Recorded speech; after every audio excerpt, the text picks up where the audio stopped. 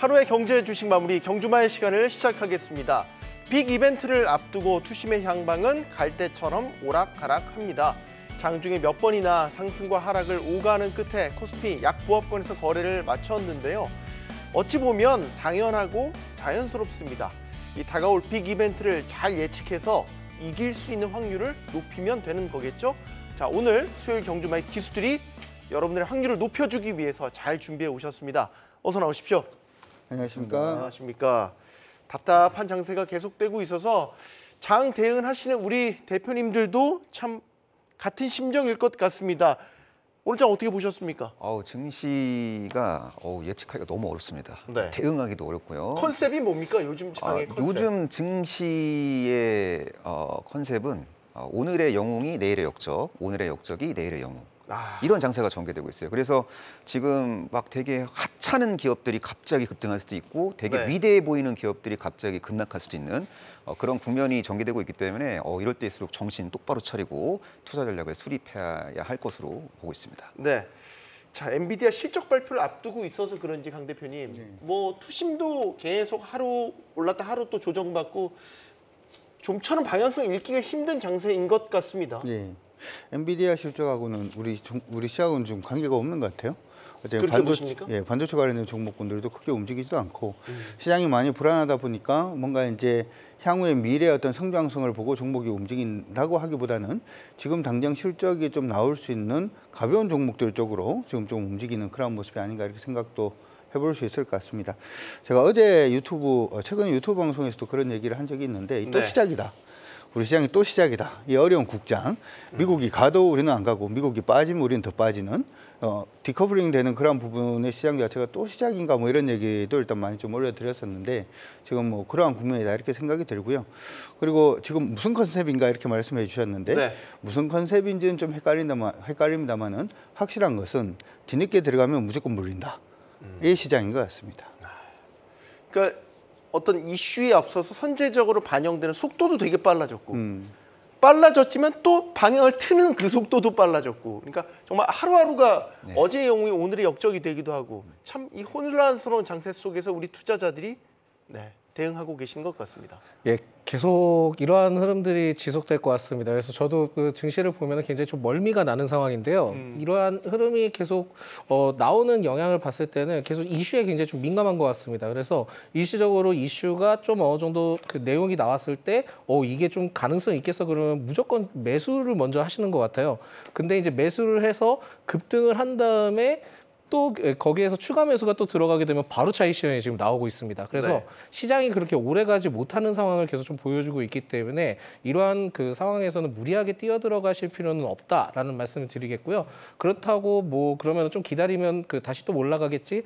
저는 개인적으로 그렇게 생각하진 않습니다. 그래서 지금은 변동성이 매우 심한 것도 있고 뭐 엔비디아 실적에 대한 분위기도 좀 연출이 되고 있지만은 개인적으로는 저는 이 금투세가 좀 원인이 되지 않나라고 지금 보고 있기 때문에 이러한 부분들이 해결되지 않는다면은 6월달 장에도 이러한 흐름들이 좀 더 나올 가능성이 있겠다라는 말씀드립니다. 네, 정치의 문제로 결국에는 귀결이 될 것 같다라고 반 소장님께서는 보고 계시고 수급상으로 보면 외국인이 돌아선 것 같지는 않고 분명히 아직은 꼬리를 윗꼬리로 달고 가는 것 같아서 수급적으로 외국인이 어쨌든 빅 이벤트를 내일 이제 우리 시각으로 오늘 밤하고 내일 새벽이 되겠죠. 뭔가 이벤트가 해소가 되면 좀 방향성이 잡히지 않을까요? 예, 뭐 엔비디아 실적을 이제 확인하고 AI 혁명은 현재 진행형이고 AI 혁명으로 인한 그 관련 어떤 산업 생태계가 새롭게 이제 구성이 되면서 뭔가 좀 새로운 부가가치를 창출할 수 있는 기업들이 크게 급증할 수 있을 거라는 그런 판단이 들면 외국인들이 당연히 한국 증시에 베팅을 할 것으로 저는 기대를 하고 있습니다. 자, 그 AI 혁명의 중심에는 엔비디아가 있고 엔비디아와 성장 스토리를 이제 공유하고 있는 대표적인 기업이 대만의 TSMC 그리고 한국의 SK 하이닉스고요. 또 삼성전자 지금 엔비디아 인증 못 받고 있어요. HBM3E 아직 납품 자격 취득을 못 하고 있지만 언젠가 테스트 인증을 받고 올해 하반기 때 HBM3 본격 출하 이슈가 부각될 가능성이 좀 있어 보입니다. 이런 환경 속에서 외국인들은 K 반도체 핵심 기업에 적극적으로 베팅을 하게 될 가능성이 매우 높다라고 좀 보고 있습니다. 네, 어쨌든 불확실성이 거치는 게 1차적인 과제인 거는 분명해 보입니다. 모 증권사에서는 금리 인하 기대감이 커지면 우리 코스피 3,000포인트도 넘을 수 있다라는 다소 좀 낙관적인 전망도 내놨습니다. 지수의 방향에 대해서는 어떤 견해를 갖고 계십니까, 강 대표님? 사실은 이제 시장 안에서는 이상하게 방송에서는 금리 인하 기대감만 계속 얘기를 하는 것 같아요. 네. 제가 볼 때 한 6대 4로 지금 금리 인하가 6이고 4는 금리 인상입니다. 시장이 이제 골드락스 부분이 6이라면 스태그플레이션이 4입니다. 그렇기 때문에 이게 시장 방향성이 무조건 한쪽 방향으로 간다, 낙관적으로 보기에는 지금 조금 힘들 것으로 예상을 하고 있고, 최근에 이제 미국 시장 좀 좋아지고 있는 부분도 사실은 페드 의원들이 지금은 거의 뭐 침묵을 하고 거의 코멘트 자체가 거의 없기 때문에 지금 다시금 시장에서 예상하고 있는 금리 인하 뭐 이런 부분의 얘기가 일단 있습니다만은 시장을 여러분들이 보실 때는 스태그플레이션에 대한 우려도 계속 여러분들이 가져가시는 게 옳지 않을까 이렇게 생각이 되는데, 네. 쉽게 생각하면 이렇게 되죠. 미국이 계속해서 소비가 살아있다 이렇게 얘기를 했잖아요. 예. 이 소비가 무엇 때문에 살아있다라고 하는 부분은 예전에 이제 재난지원금 받았던 거 계속 남아있던 부분이 저번 달인가부터 시작해서 이제 고갈되기 시작을 했기 때문에 소비가 살아나기는 쉽지 않다, 이런 얘기는 아마 들어보셨을 것 같고, 최근에 AI 부분의 발전 부분이 필요하다, 발전 부분이 굉장히 좀 부족해진다라는 얘기가 나오기 시작을 하면서 네. 구리 가격 많이 오르고 있고, 지금 중앙아시아라든지 아니면 중국에서 금을 많이 사면서 금 가격도 오르고 있고, 중국이 경기가 살아나기 시작하면 원자재 가격이 올라가기 시작을 하면 미국도 다시금 인플레이션 시작이 될 가능성이 높죠. 그러면 인플레이션 시작되는데 소비가 예전보다 못 받쳐줘서, 미국은 전체 GDP에서 70%가 소비다 보니까 그럼 소비가 못 받쳐주는 모습이 일단 보이면 경기가 좀 안 좋아지는 현상 자체가 좀 더 가속화되겠죠. 그러면 인플레이션 생기면서 경기가 안 좋아지는 부분이 가속화되면 이때는 카드를 내놓기가 굉장히 좀 많이 힘들어질 수가 있겠죠. 네. 그렇기 때문에 이런 부분도 배제할 수가 없기 때문에 무조건 경기가 좋아진다라는 쪽으로만 보시는 건 좀 옳지 않지 않나 이렇게 생각을 해봅니다. 근데 지금 증시 대기 자금은 역대급으로 쌓여 있는 그런 상태거든요. 네. 이거는 무언가 불확실성에 거치고 트리거만 만들어진다면 쏠 수 있는 대기 자금인 거잖아요. 근데 방금 말씀해드렸던 이런 불확실성은 엔비디아라든지 하는 부분에 대한 불확실성, 실적 이제 발표하면 불확실성이 해소가 됩니다만, 네. 금리 부분에 대한 불확실성은 지금 계속해서 지표 부분이 계속해서 나와줌이 확인이 돼야 되는 부분이 일단 있고, 이번에 이제 9월에 금리 인하에 대한 기대감 자체도 다시금 50% 밑으로 떨어졌잖아요. 네. 사람들이 베팅하는 수준 자체가 어떻게 보면은 이러한 부분의 불확실성은 쉽게 가시기가 조금 힘들지 않을까 이렇게 생각이 들고요. 만약에 이제 저는 증시 대기 자금이 굉장히 극도로 많아졌다라는 얘기 자체가 지금 사실 베팅할 데가 없어요. 어떻게 보면 금리의 방향성이라든지 하는 부분이 확실해지면 채권에 베팅을 하든, 아니면 시장이 좋아질 것 같으면 주식에 베팅을 하든, 네. 아니면 부동산에 베팅을 하든, 아니면은 달러에 베팅을 하든, 금에 베팅을 하든 하는 부분이 일단 있어야 되는데, 지금 전체적으로 좀 불안하다 보니까 전체적으로 베팅할 수 있는 곳이 없기 때문에 어떻게 보면 증시 대기 자금이 많아진 게 아닌가, 저는 그렇게도 해석할 수 있지 않을까 싶습니다. 네. 우리 한국 장에 대한 펀더멘털적인 측면에서 악재들이 최근 이제 여러 불거졌습니다. 이거를 이제 장기적으로 봤을 때 악재가 아닐 수는 있지만, 일단 단기적으로 보면 불확실성을 키웠다는 측면에서는 악재로 작용하는 모습인데, 그 대표적인 게 바로 공매도와 관련된 거죠. 지난 주말에 이복현 금융감독원장의 발언을 통해서 빚어진 다음 달 중에 공매도가 일부 재개될 가능성이 있나? 라는 이 시사하는 발언, 오늘 대통령실이 명확하게 선을 긋는 입장을 내놨습니다. 완벽하게 불법 공매도엔 방지 시스템이 마련될 때까지는 재개는 없다라는 것이었습니다. 반 소장님, 그러면 이제 걱정 안 해도 되는 겁니까? 일단 좀 일부는 좀 걱정 안 해도 될 것 같긴 한데요. 네. 이게 또 말이 바뀔 수 있는 부분도 있다 보니까 좀 더 흐름은 지켜봐야 될 것 같고요. 저는 개인적으로는 금감원장이 미국의 뉴욕에서 열린 인베스트 K 파이낸스 투자 설명회에 대해서 이제 공매도 관련된 내용이 나왔을 때, 그때는 외국인 투자자분들이나 외국인 투자가나 그렇게 있었기 때문에 그런 내용들이 일부 좀 나온 것 같긴 합니다. 네. 근데 현재 지금 상황을 봤을 때는 우리나라가 지금 공매도를 만약에 그 부분에서 다시 재개를 본격적으로 진행을 한다 하면은 그렇게 좋은 분위기를 연출할 것 같지는 않아 보이거든요. 그렇다 보니까 이러한 정치적인 부분들이 안 낄 수가 없을 겁니다. 그래서 지금 현재 상황에서는 공매도 재개를 하기에는 그렇게 쉬워 보이지는 않는다라는 말씀 드리겠고요.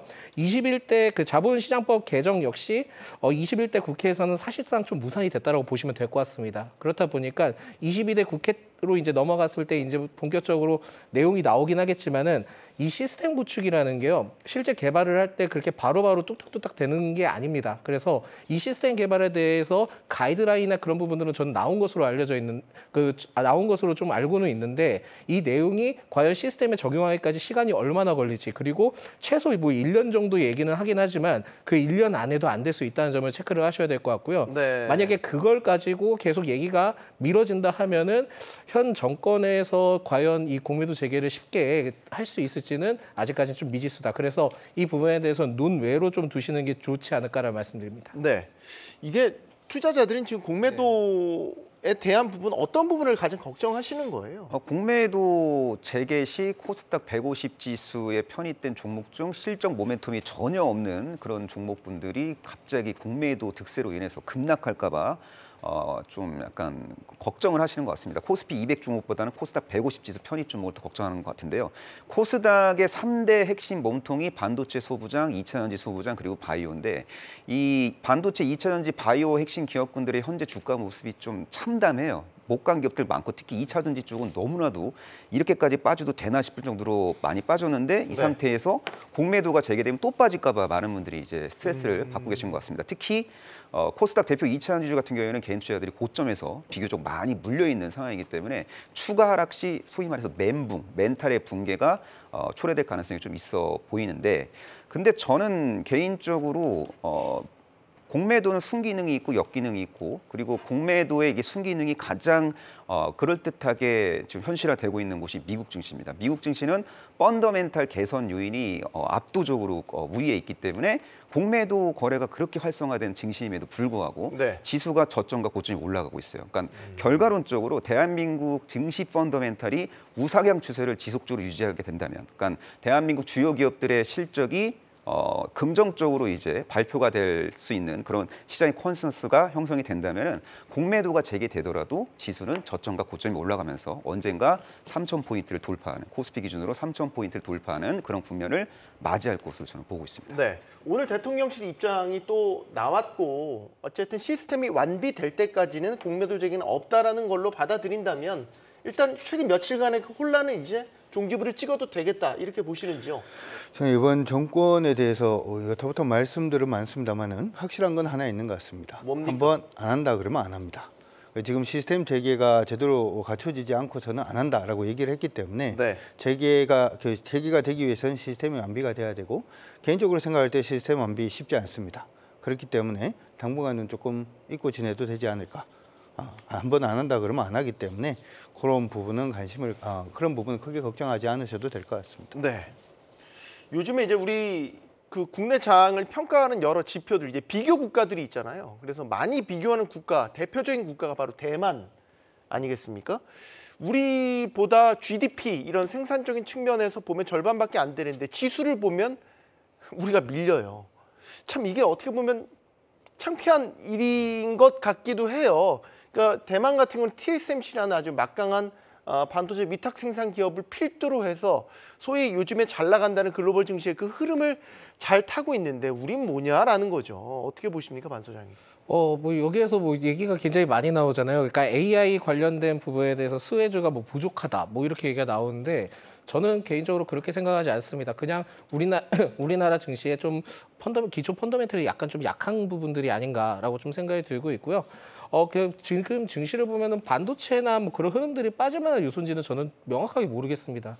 그리고 두 번째로는 성장 전망 가능한 이슈가 부각되면 그쪽으로 지금 수급들이 많이 쏠리고 있거든요. 많이 이제 몰리는 현상이 발생되고 있기 때문에 이러한 뭐 그 AI 수혜주의 부족 때문에 이러한 내용들은 그렇게 크게 와닿지 않는다는 말씀드리겠고요.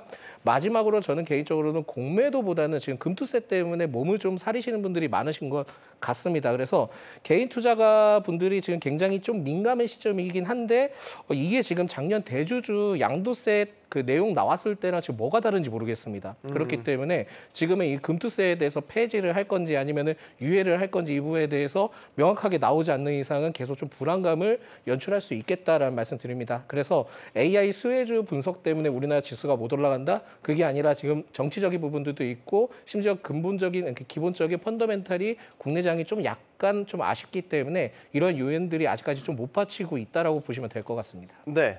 아까 우리 주식시장을 이제 그 구성하는 3대 반도체, 바이오, 2차 전지, 네. 뭐 그거에 따른 소부장들 네네네. 이런 것들을 얘기해 주셨는데 요즘엔 세 개 다 예. 그냥 밋밋해요. 맞아요. 그러면 예.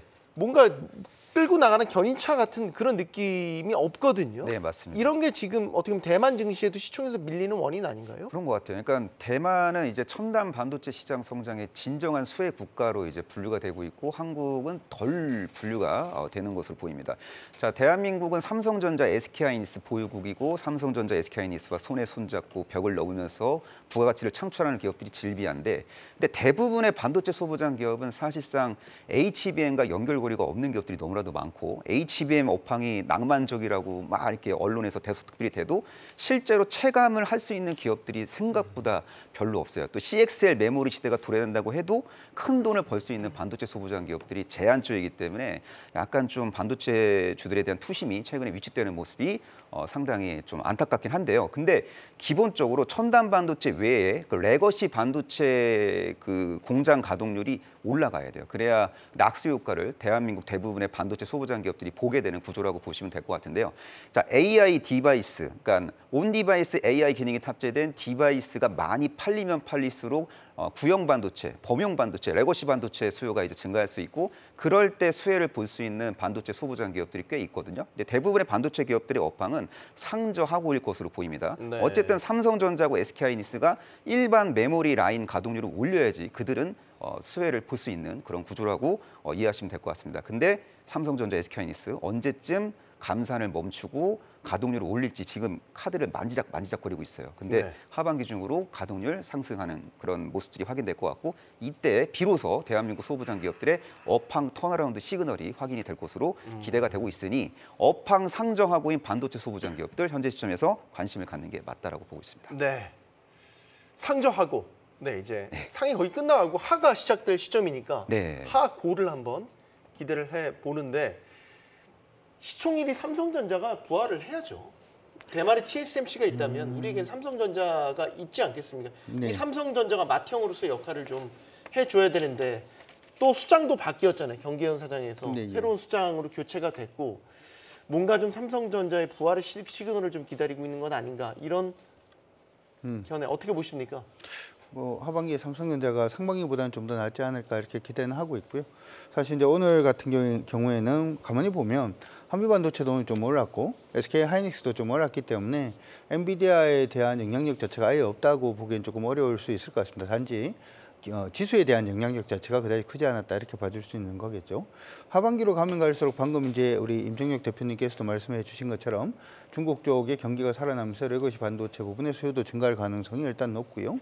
그리고 이제 삼성전자가 SK하이닉스를 지금 따라가는 국면이다 보니까 하반기에 조금 더 좋은 내용들이 나올 수도 있겠죠. 그런 부분들로 인해서 삼성전자가 하반기에 조금 더 살아날 가능성은 있다라고 하는 부분에는 저도 동의를 합니다. 네. 네. 우리 좀 짧게 보죠.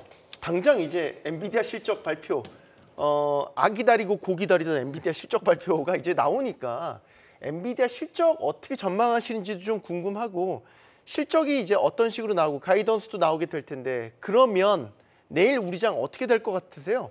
당장 내일 장을 좀 한번 뭐 예측이라고 하면 좀 너무 과하지만 어쨌든 실적 발표 후의 흐름도 한번 짚어볼 필요는 있을 것 같아서요.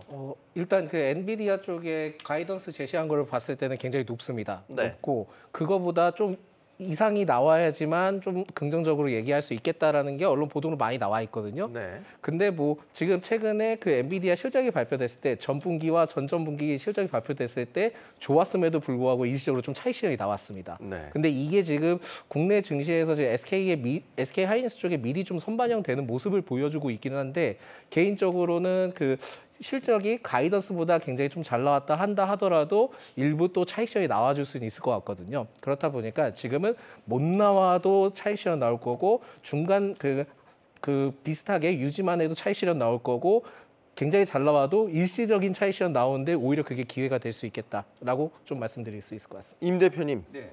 요즘에는 사실 실적도 실적인데 가이던스에 더 많이 반응을 하는 그런 경향도 네. 있잖아요. 네, 과거 실적보다 미래 실적 가이던스가 훨씬 더 중요하고 엔비디아가 아주 낙관적인 미래 실적 가이던스를 제시해야만 증시의 훈풍이 글로벌 증시의 훈풍이 유지될 것으로 저는 보고 있습니다. 저는 코스피와 코스닥 중에 어느 쪽에 더 가중치를 둬야 되냐고 누군가가 저에게 질문한다면 저는 코스닥을 더 유심히 볼 필요가 있다고 생각하고 있습니다. 네. 자, 3월 고점과 현재 지수대를 비교해 봤을 때 여전히 괴리율이 좀 있고 만약에 코스닥 지수가 3월 고점을 돌파한다고 가정한다면은 그 과정 속에서 50%대의 수익을 추구할 수 있는 코스닥 대표 기업들이 저는 나름대로 질비하다고 보고 있습니다. 그리고 엔비디아의 차세대 AI 가속기, 그러니까 AI 반도체 패키지 출시 기대감 등으로 다시 한번 또 반도체 붐이 현실화될 것으로 저는 보고 있기 때문에 현재 바닥권에서 아주 겸손하게 상승 에너지를 응축하고 있는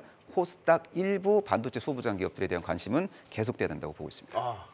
코스닥의 일부 소부장. 네. 네, 힌트를 주셨네요.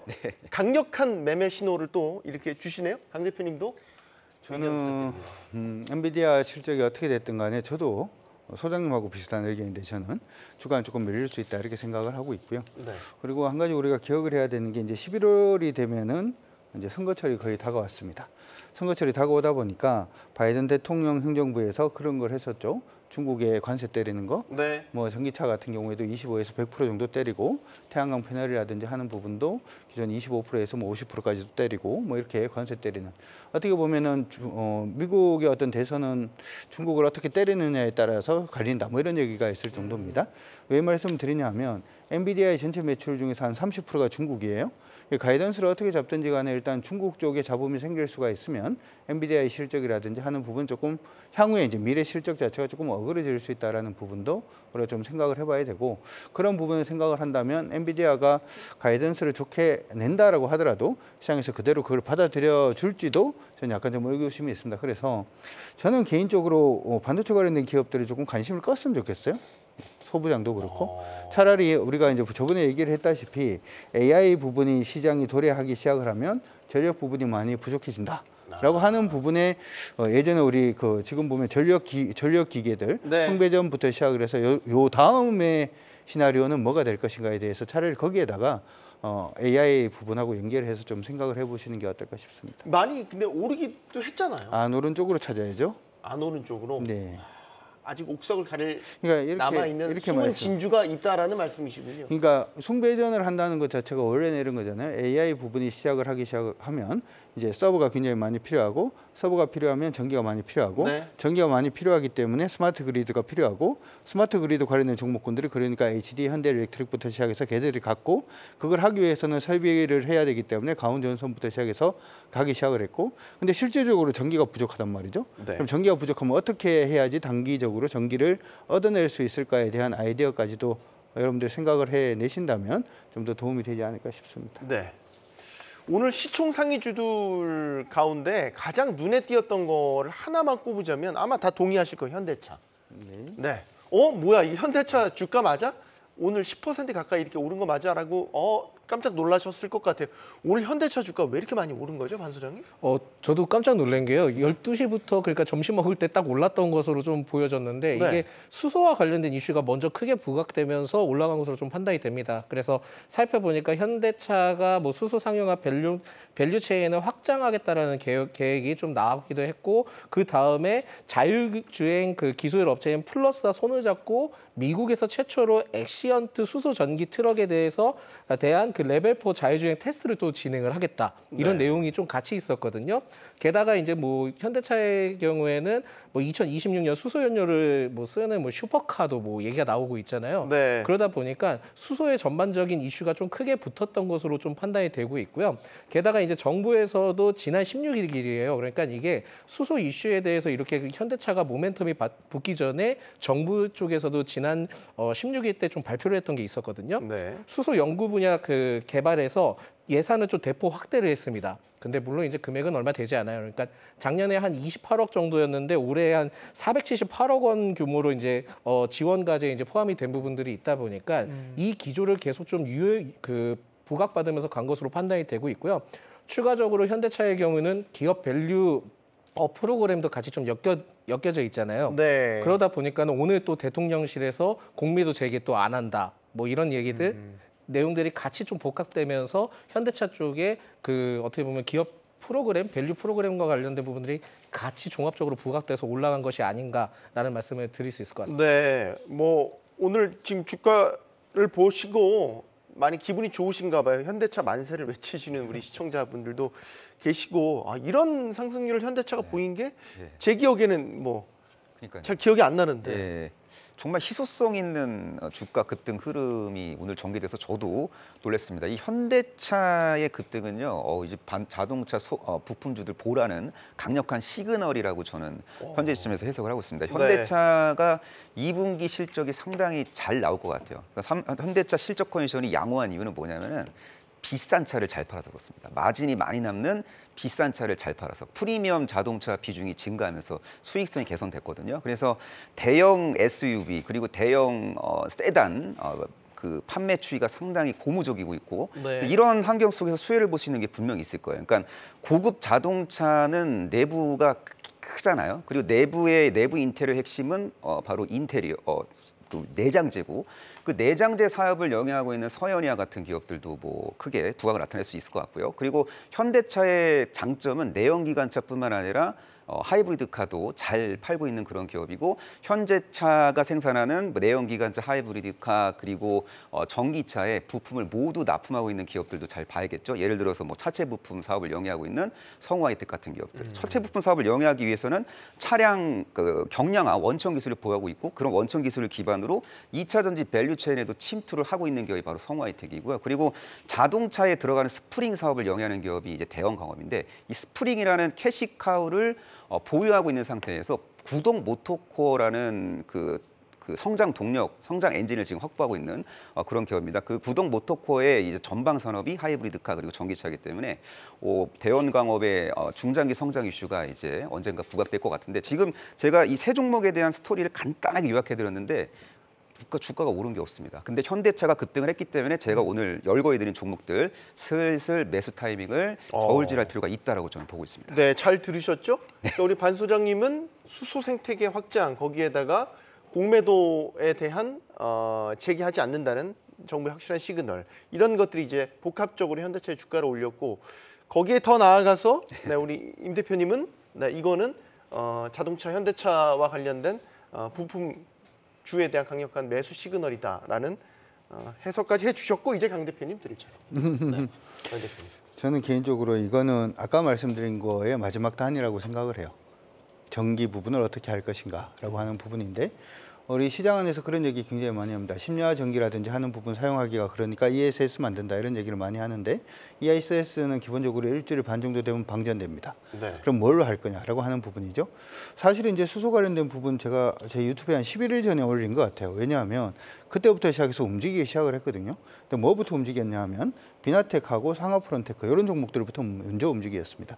멤브레인 관련된 종목이라든지 하는 이런 쪽으로 먼저 움직였고 두 번째 움직인 게 이제 두산 퓨어셀 관련된 연료 전지 관련된 종목이 움직였고 네. 오늘 마지막에 대미를 장식한 게 현대자동차다 이렇게 말씀드릴 수가 있는데 이거는 이렇게 생각을 합니다. 아까 얘기했던 ESS가 단순히 이제 2차 전지의 ESS만 있는 게 아니고 뭘 할 수도 있냐 하면 만들어진 전기 자체를 그냥 수소를 만드는 데 사용할 수도 있죠.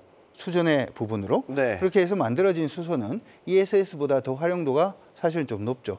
시장 안에서 얘기가 크게 나오지는 않습니다만은 경제적이라든지 하는 쪽에서는 계속해서 그린 수소, 블루 수소 그리고 이제 수전에 했는 그 그린 수소 자체를 어떤 식으로 계속해서 효용성 있게 쓸 것인가에 대한 논의가 좀 많았었고 저는 거기에 지금 점화불이 저는 붙였다 이렇게 생각을 합니다. 그래서 AI 반도체를 많이 사용하게 됐을 때 그 전력 수급 자체를 가장 효율적으로 쓸 수 있는 부분이 지금 수소 땅까지 왔다 이렇게 생각을 하고 있고요. 네. 따라서 여러분들이 보셔야 되는 종목들은 저는 개인적으로는 상한프론테크라든지 비나텍 같은 종목군들을 먼저 보시는 게 옳지 않을까 싶습니다. 그러면 강 대표님께 바로 또 이어서 질문을 드리면 오늘 주목받았던 여러 섹터 중에 태양광 쪽도 있거든요. 그렇죠? 그러면 신재생에너지도 어쨌든 더 많이 소요가 되는 전력에 대한 공급을 어디서 할 거냐.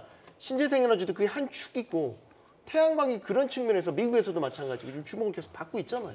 자, 오늘 이제 그런 얘기를 했어요. 결국에는 전기가 부족하다는 얘기인데 네. 그럼 이 전기가 필요하잖아요. 그럼 전기를 뭘로 만들 것인가라는 부분에 대한 기대를 해야 되는데 네. 첫 번째로 생각을 해볼 수 있는 부분은 요즘 LNG 얘기를 많이 하더라고요. LNG 복합화력 발전 만들려고 그러면 얼마 정도 걸릴까요? 오늘 만들면 공기. 예, 오늘 만들면 오늘 하자 그러면 내일 오나요? 모르겠는데요. 그렇죠. 한 최소한 3년 이상 걸립니다. 아. 5년 정도 가까이 3년 정도 걸리고요. 왜냐하면 화력 발전소가 한 5년 정도 걸리고 복합 화력 발전소는 가스 터빈을 먼저 돌려서 전기를 먼저 만들 수가 있는 부분이죠. 그러면 지금 시장에서 대안으로 나오고 있는 게 원자력 있잖아요. 원자력은 얼마 정도 걸릴까요? 더 걸리지 않나요? 그렇죠. 최소 10년 이상 걸립니다. 네. 이게 무슨 얘기냐면 지금 당장 전기가 필요한데 대부분의 에너지 부분은 시간이 굉장히 오래 걸린다는 거죠. 네. 풍력도 오래 걸려요. 근데 태양광은 오늘 주문하면 내일 옵니다.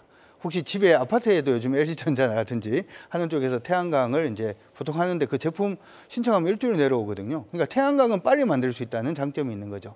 그렇기 때문에 태양광이 전기를 그 다음에 만들 수 있는 부분으로 각광을 받을 수 있다. 여기에 더불어서 수소도 그럴 수 있다.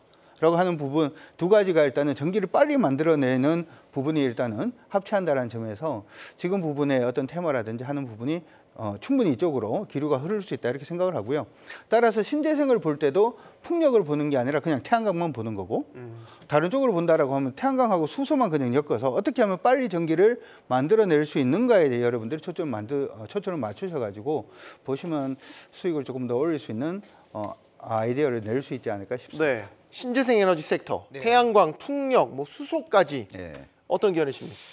저는 뭐 풍력도 봐야 되고 태양광도 봐야 된다고 생각하는데 어쨌든 뭐 퍼스트 솔라의 주가 흐름이 양호하니까 일단은 현재 트레이딩 관점에서는 태양광 밸류체인에 있는 기업들을 예의주시할 필요가 있어 보입니다. 자, 태양광 모듈 시장은 중국 기업들이 아주 맹활약을 하고 있고 중국 기업들이 미국의 이제 그 현지 기업이랑 이제 손에 손을 잡고 이제 합작법인 형태로 미국 내에서 태양광 모듈 사업을 아주 적극적으로 펼칠 것으로 예상이 됩니다. 그래서 미국 내에서 중국 태양광 모듈 기업과 경쟁을 하게 될 기업들보다는 중국 태양광 모듈 기업에 폴리실리콘을 납품할 수 있는 기업을 잘 봐야 될 것 같아요.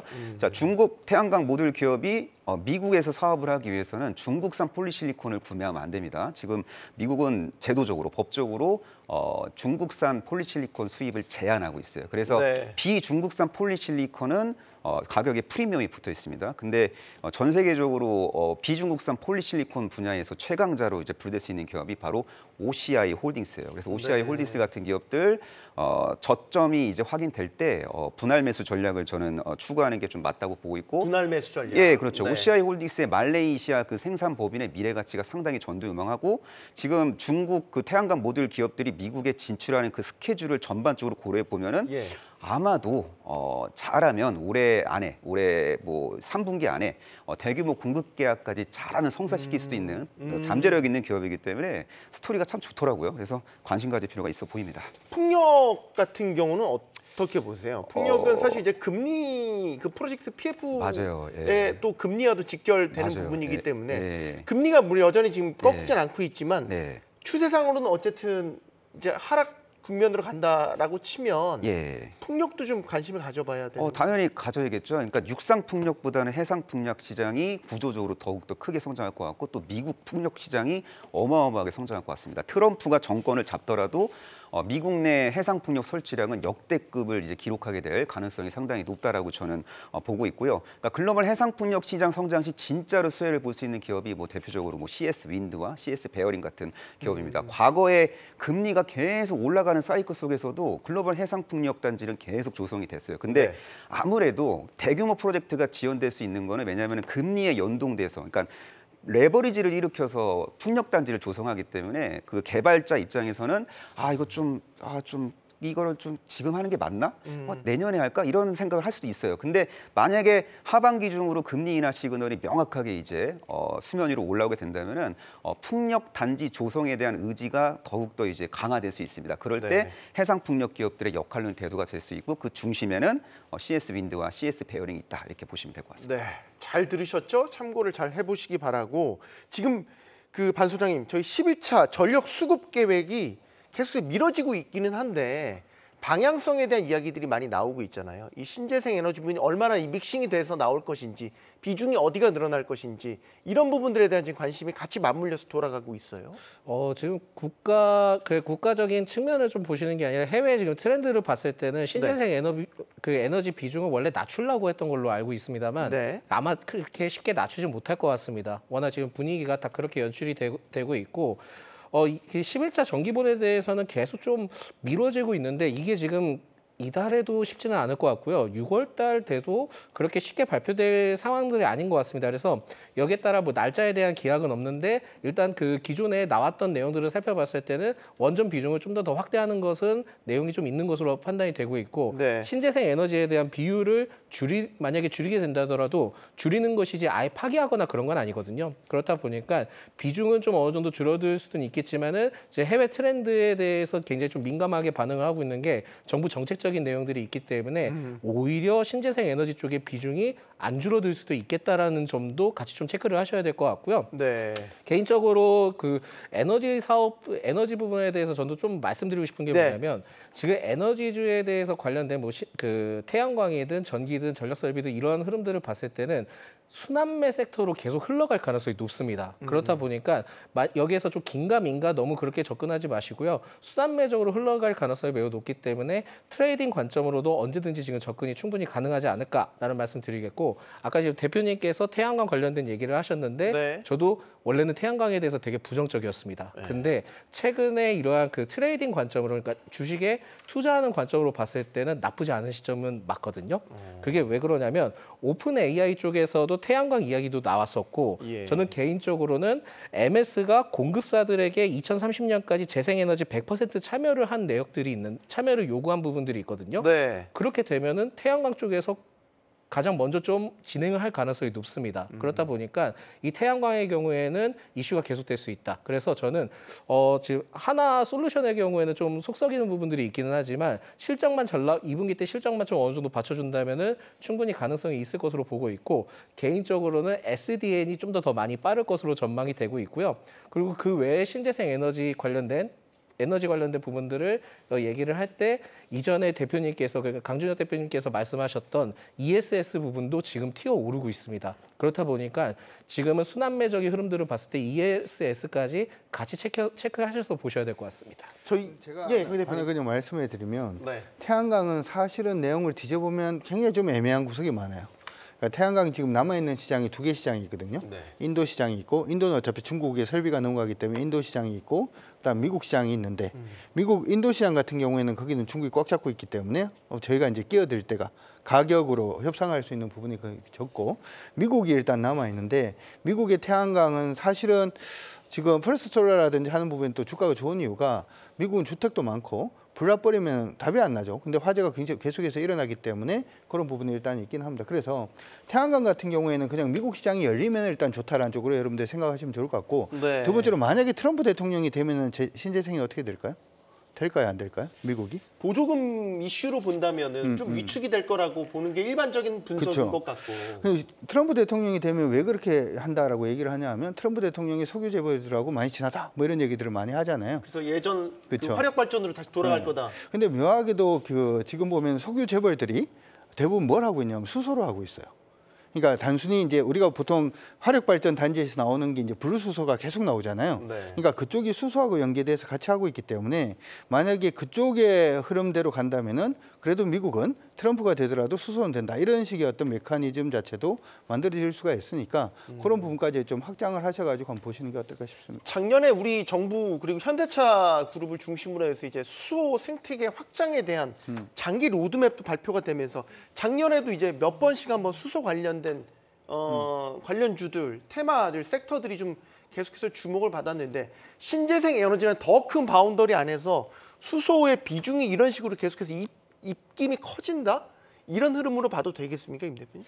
아 근데 그 애매해요? 예, 어쨌든 오늘 그 아까 우리 증시의 특징을 설명할 때 오늘의 영웅이 내일의 역적이 될 수도 있다 그랬잖아요. 그래서 오늘 급등한 종목이 내일 빠질 수도 있는 거잖아요. 현대차가 내일의 역적이 될 수도 있는 겁니까? 현대차는 펀더멘털 개선에 대한 기대감도 포함이 되어 있기 때문에 네. 기조적인 상승 흐름은 유지가 될 거예요. 다소 흔들리더라도 저점과 고점이 올라갈 것 같은데, 근데 수소 테마주는 수소 테마주가 약간 변동성이 예. 좀 확대될 수 있습니다. 그래서 오늘 많이 급등한 뭐 SP올세, 두산필세 같은 기업들 여기서 추가적으로 한 번 더 위로 튕기면은 단기 차익 실현 매물이 나올 수도 있기 때문에 부하대동 추격 매수를 하기보다는 핵심 지지선 근처에서 눌림목이 완성될 때, 그럴 때 슬기롭게 접근을 하는 게 더욱 더 바람직하지 않을까요? 저는 개인적으로 현대차가 조금 애매하다 이런 생각이 드는데 네. 앞서서 우리 시황 얘기할 때 그런 얘기를 했어요. 미국의 소비 여력 자체가 예전에 재난 지원금이라든지 하는 부분 때문에 좋아졌는데 지금 조금 애매하다. 네. 그럼 지금 경기가 만약에 굉장히 좋지가 않다면은 당연히 자동차를 살 돈이 있다 없다?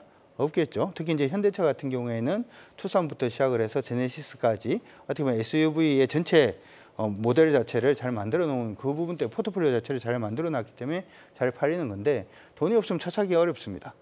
지금 세계 경기가 굉장히 좋은 쪽으로 가지 않는다라는 점을 생각을 해본다면 현대차가 지금 나왔던 실적이 내년에도 계속 나올 수 있다. 여기에 약간 좀 애매하기 때문에 저는 개인적으로 현대차는 조금 조심하시는 게 좋을 것 같고 수소는 지금부터 본격적으로 보시는 게 좋을 것 같습니다. 네. 제가 자꾸 희망 회로를 좀 돌려보려고 노력을 하는데 신재생 에너지, 그러니까 전력이 많이 필요하다. AI 시대 많은 데이터 센터들이 지어지고 굉장히 많은 전력 수요가 폭발적으로 늘어날 거다라는 가정하에 전력을 어디에선가 생산을 해야 된다. 기존의 전력 생산 방식만으로는 부족하다. 그래서 신재생 에너지 섹터 전체가 계속해서 좀 덩치를 키워가지 않을까. 이 질문을 이렇게 제가 장황하게 설명한 건 오늘 수소주도 많이 주목을 받았지만 탄소 포집 뭐 이런 것들도 좀 주목을 받았거든요. 계속해서 이 신재생 에너지 카테고리 안에 들어가는 것들이 많이 있는 것 같아서요, 만 소장님. 저희 희망 회로가 말 그대로 희망뿐일까요? 근데 탄소 포집이라고 하는 거는 신재생 전기를 만드는 거 아니에요? 클린 에너지 측면에서 보면. 그러니까 CCUS잖아요. 탄소 포집이. 네. 카본 캡처, 그러니까 카본을 캡처해서 저장을 하든지 아니면 그걸 그냥 사용을 하는 거기 때문에. 근데 신재생 같은 경우에는 사실 전기를 사용해야 되기 때문에 전력 수급 자체를 늘린다라고 하면 신재생 하는 것보다는 화력 발전 빨리 짓는 게 더 빠르지 않을까? 네, 저희 희망 회로를 무참히 짓밟으셨고, 죄송합니다. 짓밟으셨고 한 소장님. 뭐 수단과 방법을 가리지 않겠죠. 에너지를 하기 위해서. 네. 근데 신재생 에너지도 분명히 필요할 거라고 생각이 들고 있고요. 아까 지금 대표님 말씀하셨던 그러한 부분들 봤을 때는 결국은 또 저장소나 이런 것들이 연료전지가 필요할 겁니다. 그러다 보니까 수소 쪽도 충분히 가능성이 있고요. 계속 그쪽에 굉장히 포커스를 이제는 또 많이 쌓아야 할 때가 되지 않았나 보고 있고, 원전도 마찬가지고 지금 전력이란 전력은 이슈가 계속될 겁니다. 그렇다 보니까 여기에 대해서는 그냥 편안하게 마음을 갖고 계시는 게 좋을 것 같고, 수소에 대해서 제가 추가적인 그 앞으로의 좀 모멘텀을 좀 말씀을 드리자 한다면 역시 수소 역시 인프라가 상당히 부족합니다. 그러면서 네. 작년 11월 때 수소차 충전 대란이 있었는데 저는 뭐 별거 별 내용은 아니었지만은 그 경기 지역의 수소 충전소 27곳 중에 12곳이 수소 재고 부족을 통해서 영업까지 중단을 했었거든요. 그런 인프라적인 부분들을 확대를 지금 시켜야 되는 시점을 봤을 때는 수소 쪽의 내용들이 계속 나올 수 있다는 점도 체크를 하셔야 될 것 같고요.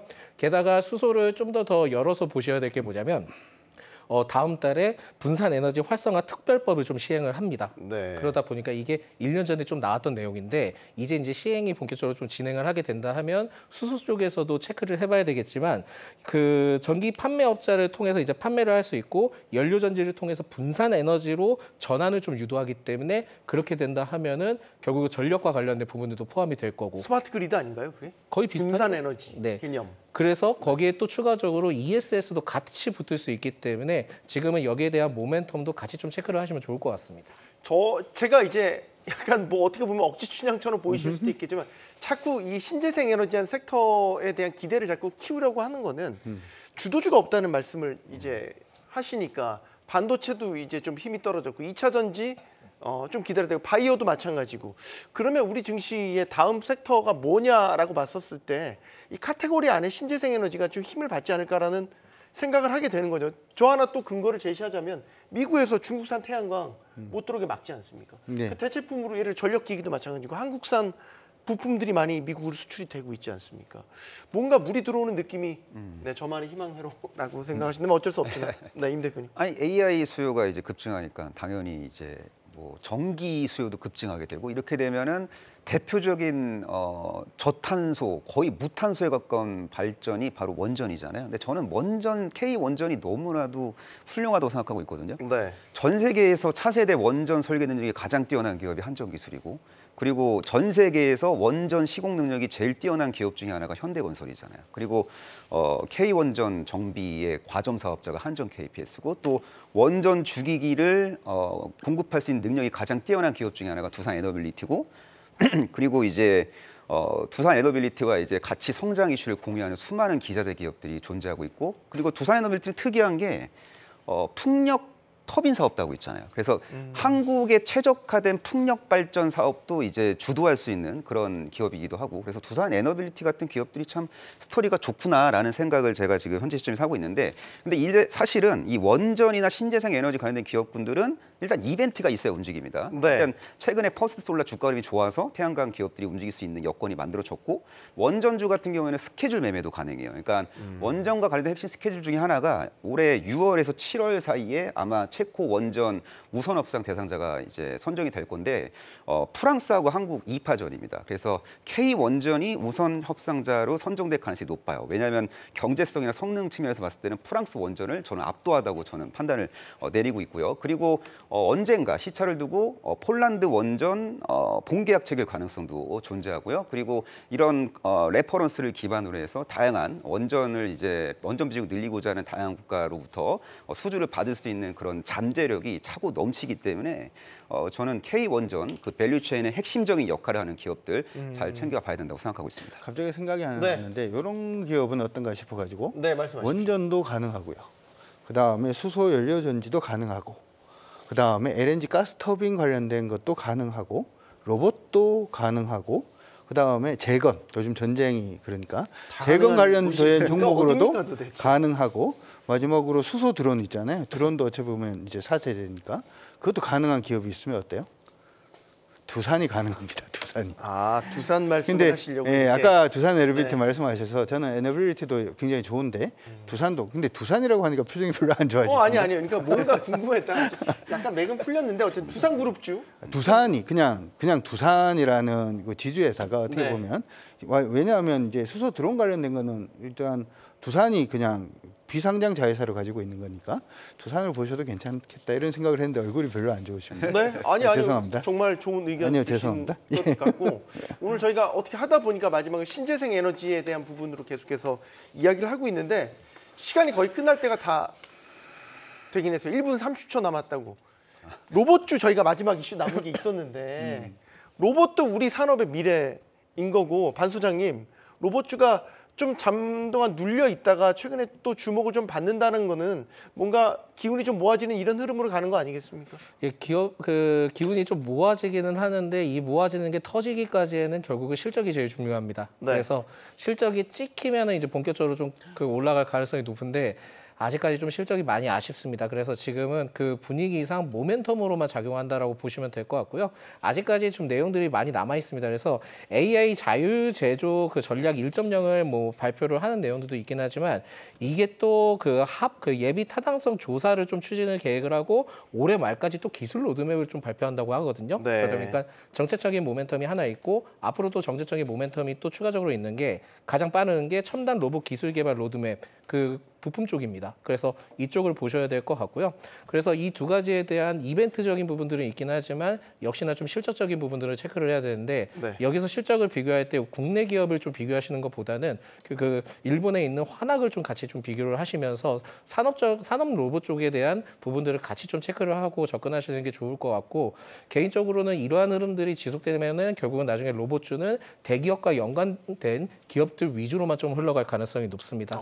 그러다 보니까 무조건 로봇주라고 해서 가져가기보다는 지금 대기업과 연관되어 있는 기업들 예를 위주로. 들면 레인보우 로보틱스 같은 곳을 말씀하시는 건가요? 네, 맞습니다. 그래서 삼성전자의 경우에는 레인보우 로보틱스가 있고요, 아진 에스텍이 있고 이렌시스 이렇게 있거든요. 네. 그런 기업들 위주로 좀 살펴보셔야 될 것 같고요.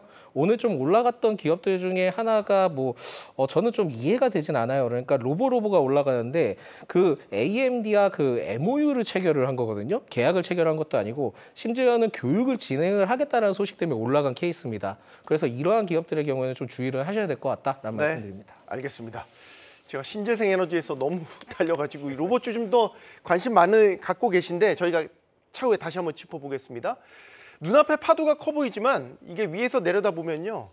많은 파도 중에 하나일 뿐이고요. 결국 물결은 바람의 방향을 따르게 돼 있죠. 엔비디아 실적 앞두고 있죠. 연준 의사로 공개될 거죠. 공매도 논란도 있습니다. 금투세도 왠지 찝찝하고요.